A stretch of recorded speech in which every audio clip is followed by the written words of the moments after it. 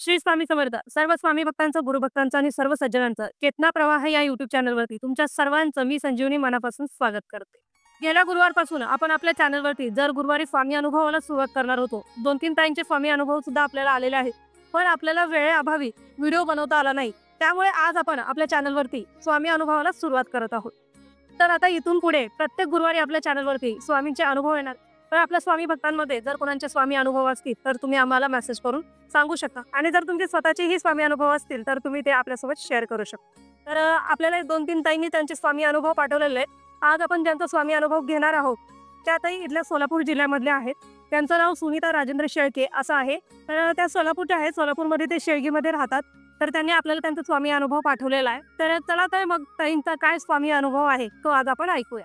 श्री स्वामी समर्थ.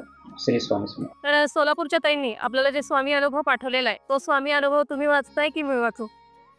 तू वाचले तरी चालते. मी सांगितलं असतं, पण माझी अशी इच्छा आहे की हे पहिला अनुभव आहे आणि तुम्ही तुमच्या मुखातून आणि तुमच्या शब्दामध्ये सांगावं असं माझी इच्छा आहे. तर आता जो स्वामी अनुभव ताईंचा आहे तो तुम्ही सांगावा असं मला वाटतं. ठीक आहे. तर सर्वात प्रथम मी सर्व स्वामी भक्तांना नमस्कार करतो, प्रणाम करतो. सर्वांना श्री स्वामी समर्थ. तर आजच्या अनुभवाला आपण सुरुवात करूया. तर सोलापूरवरून एक ताई आहेत, सुनीता शेळके त्यांचं नाव आहे. तर त्या ताईने आपल्याला त्यांचा स्वामी अनुभव पाठवलेला आहे. ज्यावेळेस मी हा स्वामी अनुभव वाचत होतो त्यावेळेस अक्षरशः माझ्या अंगावरती शहारे उभे राहिले, अंगावरती काटे उभे राहिले. म्हणजे त्यांचा अनुभव इतका दिव्य आहे की ऐकल्यानंतर तुम्हाला सुद्धा धन्यता वाटेल. तर त्यांच्या अनुभवाला आता आपण सुरुवात करूया. जवळपास 2003 मधली घटना आहे. गेल्या 30 वर्षापासून ते शेळगी इथे राहायला आहेत आणि त्याच ठिकाणी त्यांचे घरसुद्धा आहे तिथं. ते आपल्या स्वतःच्या घरी तिथं राहतात. तर ताईने असं सांगितलेलं आहे की 2003 मध्ये एक त्यांच्या जीवनामध्ये सर्व व्यवस्थित चालू होतं आणि अचानक त्यांच्या जीवनामध्ये एक अशी घटना घडली की पूर्ण हेलकावून गेलं जीवन त्यांचं पूर्ण. आणि एका दिवशीची घटना ते सांगताना आपल्याला सांगतात की सकाळी त्यांच्या मुलाला त्याने डबा वगैरे करून दिला आणि मुलगा शाळेला गेला निघून त्यांचं. आणि दुपारची वेळ होती. दुपारच्या वेळी ते घरातलं काहीतरी काम आवरत होते आणि त्यावेळेस जवळपास 3:30-4च्या सुमारास त्यांना घरामध्ये अचानक एक फोन आला. अगोदर जे टेलिफोन होते लँडलाईनची त्याच्यावरून त्यांच्या घरामध्ये फोन आला आणि त्याच्यावरून काय कोणाचे नंबर दिसायचे नाही, काय नाही. मग त्यांनी जाऊन उचलला फोन, नेहमीप्रमाणे फोन आल्यानंतर ज्या पद्धतीने उचल. आणि तो फोन घेतल्यानंतर अक्षरशः त्यांच्या पायाखालची जमीन सरकली. इतकी भयंकर घटना त्यांना त्या फोनवरून ऐकायला भेटली. असा निरोप त्यांना ऐकायला भेटला की त्यांच्या डोळ्यापुढे अंधारी यायला लागली अक्षरशः. आणि क्षणभर तरी एकदम पूर्ण त्यांचं हातपाय गळाल्यासारखे झाले, पूर्ण अवसान तुटल्यासारखं झालं त्यांचं पूर्ण. आणि ते पुढं त्यांच्या ह्याच्यामध्ये सांगतात असं की तिकडून जे फोनवरून बोलत होती व्यक्ती, ती व्यक्ती त्यांच्याच संपर्कातले, त्यांच्या नात्यातले कोण ओळखीचा आवाज वाटत होता. तर ती व्यक्ती दुसरी तिसरी कोण नसून त्यांच्याच नात्यातली एक व्यक्ती होती आणि त्यांनी तो फोन हॉस्पिटलमधून केलेला होता. आणि त्यांनी तिथून फोन करून यांना सांगितलं की ताबडतोब तुम्ही हॉस्पिटलमध्ये 15 मिनिटामध्ये तुम्ही हॉस्पिटलला येऊन पोचा. याने विचारलं की काय झालं. हॉस्पिटलचं नाव ऐकल्याबरोबर त्यांना पहिला धक्का बसला आणि दुसऱ्यांदा त्याने विचारलं की काय झालं. तर त्यांनी तिकडून सांगितलं की मुलगा शाळा सुटल्यानंतर शाळेवरून येत होता आणि त्यांच्या घराच्या जवळ कुठलं तरी तिथं चौक आहे, जे आसपास कुठंतरी असेल, त्या चौकामध्ये थोडी वर्दळ जास्त असते असं त्याने सांगितलं. तर त्या चौकामध्ये मुलगा रस्ता क्रॉस करत असतो. रस्ता क्रॉस करून तो चौकाच्या पुढे गेलेला होता आणि अचानक मागून जोराचा आवाज आला त्याला. आणि जोराचा आवाज आला म्हणून मागे काही ॲक्सिडेंट वगैरे झालं आहे का म्हणून तो मागं बघत पुढं पळायला लागला. आणि पुढं पळण्याच्या ह्याच्यामध्ये तो दुसऱ्या एका मोटरसायकलच्या खाली आहे. त्यावेळेस त्याचं वय जवळपास काहीतरी 11-12 वर्षाचं होतं असं त्याने सांगितलं. तर अक्षरशः असं झालं की तो मोटरचा धक्का लागल्यामुळे रोडवरती खाली पडला आणि मोटरसायकल वेगात असल्यामुळे त्याच्या ह्या बाजूने मोटर वरती चढली त्याच्या पाठीवरती आणि दुसऱ्या बाजूने मोटरसायकल पलीकडे होती. म्हणजे पूर्ण मोटरसायकल पूर्ण मोटरसायकल ते पाठीवरून निघून गेली मुलं. कांद्याच्या आणि पाठीच्या मध्यभागीतून निघून. तर अक्षरशः अशी घटना घडली आणि त्याच्यामुळे त्याला डोक्याला मार लागलेला होता, अनवटीला मार लागलेला, गालाला करलेलं होतं, हाताला लागलेलं होतं, हाताला जोराचा मार लागलेला होता. आणि त्या परिस्थितीमध्ये तो तिथंच रस्त्यावरतीच बेशुद्ध झाला आणि तिथून त्याला लोकांनी लगेच हे करून हॉस्पिटलला पोचवलं. आणि हॉस्पिटलला पोचल्यानंतर म्हणजे स्वामींची कशी लीला असते हे एक आपल्याला दिसून येईल त्याच्यामधून, की ज्या हॉस्पिटलला त्या मुलाला घेऊन गेले होते त्या हॉस्पिटलमध्ये त्यांचा तो नातेवाईक तिथं कुठल्या कारणासाठी कसं काय तिथं आलेला होता, त्याचं काय काम होतं तिथं आणि काय गोंधळ चाललाय म्हणून तो तिथं बघायला गेला तर त्याच्या नात्यात तिथं सगळं हे असं झालं.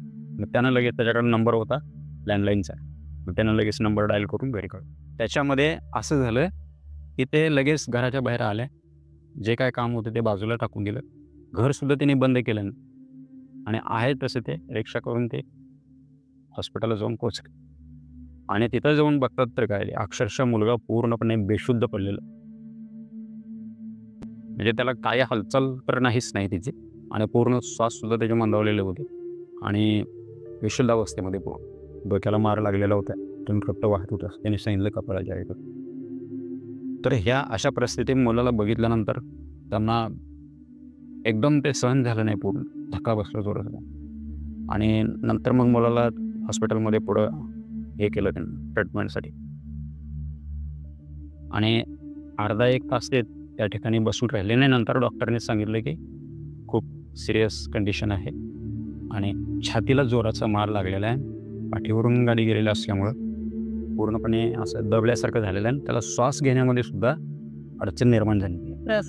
श्वाससुद्धा घेऊ शकत नाही तो व्यवस्थित आणि रक्तप्रवाहसुद्धा बऱ्याच ठिकाणी त्याचे अवरोध झालेलं, त्याच्यामुळं रक्तप्रवाहसुद्धा व्यवस्थित होत नाही शरीरामध्ये आणि त्याच्यासाठी आपल्याला थोडं वेगळे ट्रीटमेंट द्यावं लागतील किंवा तुम्हाला वेळ जर पडली तर पुढं घेऊन जावं लागेल तुम्हाला, मग पुणे मुंबईसारख्या ठिकाणी घेऊन जावं लागेल. तर हे सगळं ऐकल्यानंतर आईचा पूर्ण संतुलन गमावलं त्यांचं. आता अशा परिस्थितीमध्ये काय करायचं? त्यावेळेस त्यांचे पती नेमका कुठंतरी बाहेरगावी होते, त्यांनाही फोन करून तिकडं कळवलेलं होतं. मग ते तिकडून जिथं कुठं होते त्या ठिकाणातून लगेच एक मोटरसायकल दुसऱ्याची घेऊन तिथून ते हॉस्पिटलला येऊन पोहोचले. तर अशा प्रकारे सगळी ही घटना घडली आणि त्यानंतर डॉक्टरने सांगितलं की हे ते श्वसन मार्गाचं जे प्रॉब्लेम झालेलं आहे श्वास घेण्यामध्ये ते थोडं रिस्की आहे. शक्यता आम्ही खूप प्रयत्न करू आम्ही हे करण्याचं, पण जर काय हे झालं तर अशक्य आहे वाचवणं, कारण श्वास जर बंद पडले तर पुढं काय करणार आहे. आणि 2003 मध्ये जर आपण बघायला गेलो तर एवढ्या सुविधा नव्हत्या हॉस्पिटलमध्ये सुद्धा कुठल्या जास्त, आणि सोलापूरसारख्या ठिकाणी म्हटलं तर एवढं जास्त सुविधा नव्हत्या, होत्या जिल्ह्याच्या ठिकाणी जिल्हा असल्यामुळे होत्या, पण एवढ्या जास्त सुविधा नव्हत्या त्यावेळेस. तर त्याच्यामधून सुद्धा डॉक्टरने त्यांना विश्वास दिला की आम्ही प्रयत्न करू आणि मुलाला त्या सगळ्या ह्याच्यातून बाहेर पडून रिकवर करू आणि जर गरज पडलीच तर तुम्हाला पुढे जावं लागेल, कारण डोक्याला सुद्धा मार लागलेला होता. तर ह्या सगळ्या गोष्टीचं ट्रीटमेंट चालू असताना आईला जे हे झालेलं होतं, धक्का बसलेला होता, ते स्वतःला सावरू शकत नव्हते ताई आणि ते सतत म्हणजे पूर्ण अश्रू थांबतच नव्हते त्यांचे. अशा परिस्थितीमध्ये ते असताना ज्यावेळेस डॉक्टर बाहेर आले, जे डॉक्टर ट्रीटमेंट देते ते डॉक्टर बाहेर आले, त्या डॉक्टरला बघितल्यानंतर ताईने त्यांचे 2 पायच पडले, माझ्या मुलाला वाचवा म्हणून. त्यांना सर्वजण सांगायला लागले की करतील ते प्रयत्न, असं हे करू नका. डॉक्टरने सुद्धा सांगितलं की ताई तुम्ही एवढं हे करू नका, धीर सोडू नका तुमचं तुम्ही. तरी पण ते अश्रू थांबत नाही, त्यांच्या रडणं थांबत नाही आणि परत ते सांगायला लागले डॉक्टर आईचं वात्सल्य काय. तर सांगायला लागले त्यावेळेस डॉक्टरांनी सांगितलं की ताई तुम्ही जे सांगताय ना तुमच्या भावना आम्हाला समजतील, आम्ही पूर्ण प्रयत्न करू सर्व आणि आम्ही वाचवण्याचा प्रयत्न करू. आणि शेवटी तर ही घटना अशी झालेली आहे की तर काय झालं, शेवटी वाचवणारा, तारणारा, मारणारा तोच आहे. त्याला तुम्ही प्रार्थना करा, माझे पाय धरण्यापेक्षा तुम्ही त्याला प्रार्थना करा, असं त्या डॉक्टरांनी सांगितलं ताईंनी. आणि ताईंनी नेमकंच त्यावेळेस ते 1 महिन्याच्या पूर्वीच काहीतरी हे सगळ्या घटना घडण्याच्या 1 महिना अगोदर ते स्वामी मंदिरात गेलेले होते अक्कलकोटला आणि त्या ठिकाणातून ते असंच मैत्रिणीसोबत गेलेले होते कुठल्या तरी ह्याच्याने, मग आणि मंदिरात जाणं झालं त्यांचं. स्वामी मंदिरामध्ये जाऊन त्यांनी प्रसाद वगैरे स्वामींना हे करून त्या ठिकाणी स्वामींचं दर्शन घेऊन तास अर्धा तास स्वामींच्या मंडपामध्ये बसून मंदिरात बसून ते आलेले होते तिथून आणि येताना एक छोटासा स्वामींचा फोटो घेऊन आलेले होते. आणि नित्यनेमानं दररोज स्वामींची पूजा ते करायची, सेवा स्वामींची करायची ते. असं सर्व चाललेलं असताना ही घटना घडली होती. आणि ज्यावेळेस डॉक्टरांनी त्यांना सांगितलं, की तुम्ही आता देवाला प्रार्थना करा. आम्ही आमचा पूर्ण प्रयत्न करू. बाकी सगळं त्याच्या हातात आहे. त्याच्या हातात अवलंबून. हं. तर आईची एक चिंता आतून, माझ्या मुलाला श्वास घेता येत नाही, डोक्याला मार लागलेला आहे, बेशुद्ध अवस्थेत आहे मुलगा. काय गंभीर जर हे झालेलं असेल, त्यांना आतून अशा शंका यायला लागल्या, की आपला मुलगा कोमामध्ये गेला किंवा काय झालं असतं कारण, किंवा आतमध्ये जर कुठं काय लागलेलं असेल आणि ते रक्त फुफ्फुसात वगैरे पसरलं वगैरे, अशा बऱ्याच शंका त्यांच्या डोक्यात काही यायला लागल्या. हा ठीक आहे, दवाखान्यात एखादा माणूस असला की नॉर्मल जरी घेऊन गेलेलं असलं तरी आपल्याला सर्व प्रॉब्लेम. भीती वाटते आपल्याला. तर त्याच्यामध्ये असं व्हायला लागलं त्यांना, आणि काही त्यांच्यामध्ये शंका कुशंका काही डोक्यात यायला लागली. आणि ज्यावेळेस डॉक्टरांनी त्यांना सांगितलं, की तुम्ही भगवंताला प्रार्थना करा, वाचवणं आणि मारणं त्याच्या हातात आहे, आमच्या हातात नाही, काही आम्ही पूर्ण प्रयत्न करू. त्यावेळेस ताईंनी जे ॲक्शन घेतलेले, खरंच ते ऐकल्यानंतर मला सुद्धा वाचताना ते सगळं अंगावर ते शहारे येत होते. त्या कंडिशनमध्ये मुलगा बेशुद्ध अवस्थेमध्ये हॉस्पिटलमध्ये पडलेला आहे. सगळे लोक तिथे जमलेले आहेत, नातेवाईक, आणि मुलाला श्वास घेता येत नाही, बोलता येत नाही. त्याची पुढची ट्रीटमेंट सगळं ICUमध्ये त्याला घेऊन गेलेलं आहे. आणि हे सर्व झालेलं असताना अशा परिस्थितीमध्ये मुलाला हॉस्पिटलमध्ये टाकून त्या सरळ थेट तिथून बाहेर पडल्या हॉस्पिटलमधून आणि सरळ घरला येऊन पोचले. जगातली कुठलीच आई हे करणं शक्य नाही आहे. मुलाला असं झालेलं असताना कुठलीही आई मुलाला सोडून कुठं असं जाऊ शकते शिक्षणावर सुद्धा हल्लं जे शक्य नाही. शक्य नाही. ते मला सुद्धा अक्षरशः असं हे झालं, की त्या तिथून निघाल्या, ते सरळ घरी आले, आणि त्या जाताना तिथे जे नातेवाईक होते किंवा जे त्यांच्या शेजारचे लोक आलेले होते त्या ठिकाणी, ते सुद्धा म्हणायला लागले, की असे एवढं कसं हे निर्दयीपणासारखं वाटतंय ते, असं मुलगा हॉस्पिटलमध्ये. असंच क्षणभर त्यांना सुद्धा असं वाटलं. नंतर ताई नसते सांगत होती असं. तर ताई घराकडे आल्या. घराकडे येऊन त्यांनी स्वामीपुढे दिवा लावला, धूप केलं स्वामीपुढे, आणि स्वामी पुढं बसले त्या आणि स्वामींना प्रार्थना केली.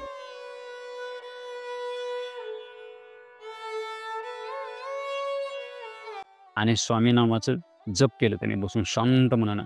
जसं काही झालेलंच नाही, शांत मनानं बसून त्याने जप केलं. 15-20 मिनिट त्याने जप केलं, आणि त्यांनी स्वामीला प्रार्थना केली, अंतःकरणापासून प्रार्थना केली, की स्वामी, मला ह्या परिस्थितीतून कसं बाहेर काढायचं, माझ्या मुलाला ह्या परिस्थितीतून कशा रीतीनं बाहेर काढायचं, ते फक्त तुम्ही जाणता, आम्हाला काहीही माहिती नाही. डॉक्टरसुद्धा प्रयत्न करणार आहेत, एका लिमिटपर्यंत प्रयत्न करणार आहेत, पण काय करायचं आणि काय करायचं नाही हे सगळं तुमच्या हातात. त्यामुळं मला पूर्णपणे तुमच्यावरती विश्वास आहे. माझ्या स्वामी भक्तीमध्ये जर काय कमी असेल तर मला तुम्ही तसे संकेत द्या, मी माझी सेवा वाढवते, माझी साधना वाढवते. पण ही घटना अशी घडू देऊ नका. माझ्या परिवाराला, माझ्या घराला, माझ्या घरातील व्यक्तींना ह्या अशुभ घटनेपासून वाचवा, आणि माझ्या मुलाला सुरक्षित त्याच्यातून बाहेर करा, असं त्याने त्यांच्या प्रार्थना केली. बरेच शब्द त्यांनी सांगितलेले. तर ते प्रार्थना तिने केली स्वामींना, आणि प्रार्थना केल्यानंतर ते स्वामीपुढं त्याने डोकं टेकवलं. देवगडामध्ये स्वामी ठेवलेलं होतं, तिथं स्वामीपुढं डोकं टेकवलं त्याने फोटोपुढं स्वामींच्या, आणि तिथंच पडून राहिले 5-10 मिनिट. आणि त्याच्यानंतर ते ज्या अवस्थेत पडून होते ते, एक तर आतून त्यांना हे झालेलं होतं, आणि प्रार्थना करताना परत त्यांचे भाव असे हे झाले, की त्यांना अश्रू अनावर झाले, हुंदके असं फुटायला लागले त्यांचे, भयंकर आतून हे व्हायला लागलं त्यांना. आणि त्या रडण्याच्या ह्याच्यामध्ये ते तिथंच पडून राहिले, आणि ते तिथंच थोडं 1-5 मिनिटासाठी पूर्ण एकदम शांत झाले, रडत. आणि त्यावेळेस त्यांच्या असा अनुभव त्यांनी सांगितलेला आहे, आणि त्यावेळेस त्यांच्या कानाजवळ कोणीतरी असं धुसफुसल्यासारखं बारीक आवाजामध्ये कुजबुजल्यासारखं, असं म्हणजे शब्द नाही त्याच्यामध्ये, फक्त जसं आपण बोलतो श्री स्वामी असं जे बोलतो आपण, अशा पद्धतीनं त्यांच्या कानाजवळ येऊन कोणीतरी असं धुसफुसल्यासारखं आवाज, आणि ते शब्द असे अस्पष्टरीतीने त्यांच्या कानावरती पडले, की तुझ्या मुलाला काही होणार नाही, तू घाबरू नको, फक्त मुलाजवळ जा आणि त्याच्या डोक्यावरती हात ठेवून माझं नामस्मरण कर. असे एवढंच वाक्य त्यांच्या कानावरती पडलं. आणि एकदम खडबडून त्या जागे झाल्या पूर्णपणे तिथून. आणि त्याने लगेच स्वामींना प्रार्थना केली, दर्शन घेतलं स्वामींचं. लगबगीनं तिथून ते निघालेले हॉस्पिटलकडे. लगेच रिक्षा केली त्याने, बाहेर घेऊन रिक्षा करून हॉस्पिटलला जाऊन पोहोचले. आणि दुसऱ्या सेकंदाला आतमध्ये जाऊन त्यांना डॉक्टर आडवत होते, जाऊ देत नव्हते मध्ये, तरी सुद्धा त्याने रिक्वेस्ट करून मुलाच्या जवळ गेले ते आणि मुलाच्या डोक्यावरती हात ठेवला. आणि त्यांनी असं सांगितलं की जवळपास काय तर 2 मिनिट त्यांनी नामस्मरण केलेलं असेल फक्त. त्या याच्यामध्ये अशी घटना घडली की जशा पद्धतीने आपल्याला उचकी लागते, उचकी लागल्यानंतर जसं आपल्याला झटका बसतो शरीराला, त्या पद्धतीने एक झटका बसला असं मुलाला. फक्त 2 मिनिट झालेले होते. ते यांना जाणवल्यानंतर यांनी लगेच डोळे उघडून बघितले. तर त्यावेळेस छाती अशी हलत होती आणि असं हे झाल्यासारखं वाटत होतं असं. तर त्याने लगेच मग डॉक्टरांना सांगितलं आणि डॉक्टर येऊन बघितलं त्यांनी आणि त्यांना बाहेर काढलं. तुम्ही बाहेर जा म्हणून सांगितलं. आणि परत त्याने त्यांचं जे काय असेल ते त्याने, आणि पुढच्या 15 मिनिटामध्ये एक नर्स बाहेर आली आणि त्या नर्सने सांगितलं की तुमच्या मुलाचे श्वास व्यवस्थित चालू झालेले आहे आणि फक्त आता डोक्याला जे मार लागलेलं आहे त्यामुळे त्याला जी बेशुद्धी आलेली आहे त्याच्यावरती आता आम्ही ट्रीटमेंट सुरू करू. जर चुकून मेंदूला जर मार लागलेला असेल तर मग ते आपल्याला थोडं हे करावं लागेल, पण श्वास व्यवस्थित चालू झालेले आहेत त्याचे. आणि हे शब्द ऐकल्यानंतर अक्षरशः ताईंच्या डोळ्यातल्या अश्रू असे एकदम उफाळून वरती आले त्यांचे. समजा जसं समुद्रातल्या लाटा किनाऱ्याला येऊन धडकतोय तसं त्यांच्या भावना, त्यांना कंट्रोल नियंत्रण करता येणं झालं त्यांना भावनावरती. हाताच्या बाहेर गेल्या ह्या सगळ्या भावना आणि प्रत्यक्ष स्वामींचा अनुभव त्यांना आला. स्वामी कशा रीतीनं सहाय्यता करू शकतात, स्वामी कशा रीतीनं पाठीशी उभा राहू शकतात. जे शब्द आहेत ना, भिवू नकोस मी तुझ्या पाठीशी आहे, त्यांना त्याची प्रचिती आली की हे शब्द खोटे नाही. स्वामींनी जे सांगितलेलं आहे ते स्वामी करतात. आपण त्याच्यासाठी लायक बनायचं आहे. आणि नंतर पुढे ट्रीटमेंट चालू झाली. ट्रीटमेंट चालू झाल्यानंतर 2 दिवस जवळपास काहीतरी मुलगा त्यांचा बेशुद्ध अवस्थेमध्येच हॉस्पिटलमध्ये होता. आणि नंतर मग पुढची ट्रीटमेंट करत करत रिकवर झालं आणि 7 दिवसामध्ये तर एकदम व्यवस्थित सगळं. कुठे मेंदूला मार लागलेला नव्हता किंवा काही झालेलं नव्हतं. आणि पुढच्या 7-8 दिवसानंतर डिस्चार्ज भेटलं आणि मुलाला ते घरीसुद्धा घेऊन आले. आणि परत नंतर 1 महिन्याभरामध्ये पूर्ण सगळे रिकवर झाल्यानंतर परत त्याची शाळा पूर्वीप्रमाणे सर्व सुरळीतपणे चालू झालं सगळं. ना त्याच्या डोक्यावरती काय त्या झालेल्या गोष्टीचा परिणाम होता, ना त्याच्या मानसिकतेवरती काय परिणाम झालेला होता, काहीच नाही. जसं एकदम नॉर्मल असतो मुलगा तसंच. म्हणजे ही घटना एकाने जशी समजा की स्वप्नातच घडलेली आहे त्याची, अशा पद्धतीनं तो नंतर वावरायला लागला पुढे. तर त्या सगळ्या गोष्टी बघितल्यानंतर ताईंना स्वामी कृपा काय असते, स्वामी कृपा कशी काम करते, स्वामी काय कशा रीतीनं आपल्या पाठीशी उभे राहतात, त्याचा प्रत्यक्ष त्यांना अनुभव आला, याची प्रत्यक्ष प्रचिती आली त्यांना. तर ताईने पुढे अनुभव त्यांचा असं सांगितलेला आहे की आता त्या घडलेल्या घटनेला जवळपास 20-22 वर्ष उलटून गेली. त्यानंतर मुलगा शिक्षण घेऊन मोठा झाला, व्यवस्थित शिक्षणामध्ये चांगली प्रगती झाली त्याची, चांगल्या ठिकाणी जॉबवरती सुद्धा आहे. त्याचं लग्नसुद्धा झालेलं आहे. त्याला 2 मुलं झाली, एक मुलगा झाला, एक मुलगी झाली. आणि मुलाचं नाव त्यांनी समर्थ ठेवलेलं आहे आणि मुलगी जी आहे लहान, त्या मुलीचं नाव त्यांनी स्वामीने ठेवलेलं आहे. म्हणजे अशी घटना घडली त्यांच्या जीवनामध्ये. आणि नंतर जीवन असं वळण घेत गेलं की त्यांनी सांगितले की त्यानंतर त्याने सेवेला इतक्या दृढतेने सुरुवात केली त्या घटनेनंतर. त्या घटनेनंतर स्वामी सेवेला, स्वामी भक्तीला त्यांनी इतक्या दृढतेने सुरुवात केली की त्यांच्या जीवनामध्ये त्यावेळेसपासून आजपर्यंत कुठलीही अशुभ घटना घडलेली नाही, असं त्यांचं सांगणं आहे की कुठलीही अशुभ घटना घडली नाही त्यांच्या जीवनामध्ये. छोटीसुद्धा अशुभ कुठली वार्ता त्यांच्या कानापर्यंत आले नाही. सर्व गोष्टी चांगल्या होत गेल्या आणि घरामध्ये भरभराट झाली, सगळ्या गोष्टी आल्या, सगळ्या सुखसुविधा घरामध्ये आल्या. आज आम्ही खूप सुखात, खूप आनंदात आहोत, असं ताईने सांगितलेलं आहे. ही घटना ऐकल्यानंतर अक्षरशः माझ्या असं झालं की एकदम हेलकावून टाकल्यासारखं झालं. आणि नंतर जे ताईने सांगितलेलं ते ऐकल्यानंतर इतका आनंदसुद्धा मला झाला की स्वामी कृपा कशा रीतीनं होते याचं शब्दामध्ये सुद्धा आपण वर्णन करू शकत. स्वामी कशा रीतीनं सहाय्य करतील, कशा रीतीनं कोणाला काय अनुभव देतील, कोणाच्या जीवनामध्ये कशा रीतीनं बदल करू शकतात स्वामी, हे सर्व स्वामीच जाणतात. स्वामींची कृपा काय आहे, स्वामींची लीला काय आहे ते फक्त स्वामी जाणतात. तर त्यामुळं मला सर्वांनाच सांगायचं आहे की ताईंची जशी स्वामीवरती एकनिष्ठ भक्ती आहे, जशी स्वामीवरती पूर्ण श्रद्धा आहे, आणि ताईने असं सुद्धा सांगितलं आहे की ती घटना म्हणजे मला एक धडा शिकवून गेली, आणि ती घटना घडल्यामुळेच मी स्वामी भक्तीमध्ये इतकी वेगात सुरुवात केली. स्वामी भक्तीला इतक्या श्रद्धेनं आणि इतक्या दृढतेने मी सुरुवात केली की कधीही काही किती काही जरी झालं तरी स्वामी भक्ती कधीच त्यांनी चुकू दिली नाही. स्वामींची पूजा कधी चुकू दिली नाही, स्वामींचं नामस्मरण कधी चुकू दिलं नाही, असं त्यांनी सांगितलं. म्हणजे एकदम अखंडपणे त्यांची ते साधना उपासना नित्यनेमानं ते चालू ठेवलेलं, कुठेही खंड पडू दिला नाही त्यांनी. म्हणजे त्याने असं सांगितलं की ती घटना घडल्यामुळं माझ्यामध्ये एवढी दृढता आली आहे. तर मला आपल्या चॅनेलवरती जे जुळलेले स्वामी भक्त आहेत त्या सर्वांना मला एकच सांगायचं आहे की तुम्ही सुद्धा एवढ्या श्रद्धेनं आणि एवढ्या विश्वासानं आणि एवढ्या समर्पण भावानं स्वामींना शरण जा आणि स्वामींची भक्ती करा की स्वामींना हाकसुद्धा मारण्याची गरज पडता कामा आहे. तुम्हाला तुमच्यावरती वाईट प्रसंग आला की स्वामी तिथं हजर होतातच. आपण जर त्या निष्ठेनं, त्या श्रद्धेनं, त्या विश्वासानं जर भक्ती केली तर स्वामी 1000% त्या ठिकाणी येऊन हजर होतात, हाक न मारता.